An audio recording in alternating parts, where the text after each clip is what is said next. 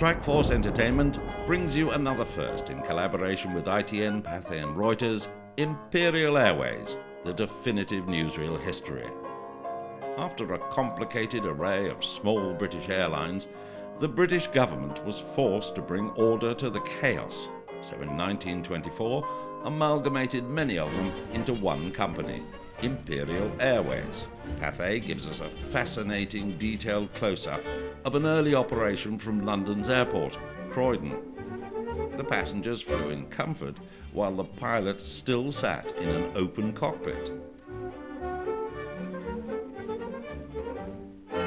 By 1926, there were whole fleets of new airliners to be unveiled.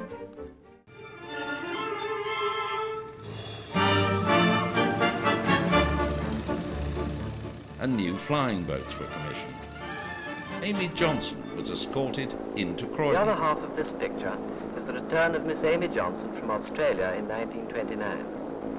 She is being led home in triumph by an Imperial Airways liner to the great airport at Croydon. New Handley Page airliners sat the pilot in an enclosed cockpit at last.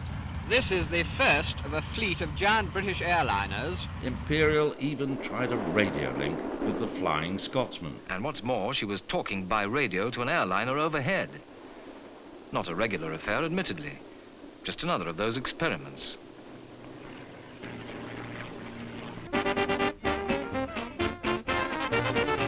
The airline transmitted Jack Hylton and his band live from the air, and even flew the first car.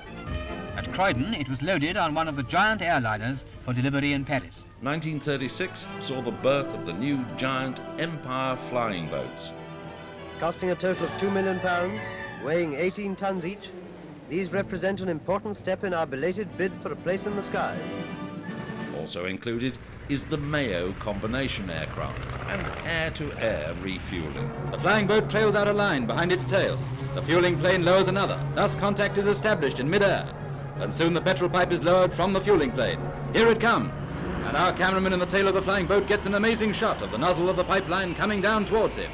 This is the definitive and exciting view of Britain's pioneering airline, Imperial Airways, the forerunner of BOAC, BEA, and the British Airways of today.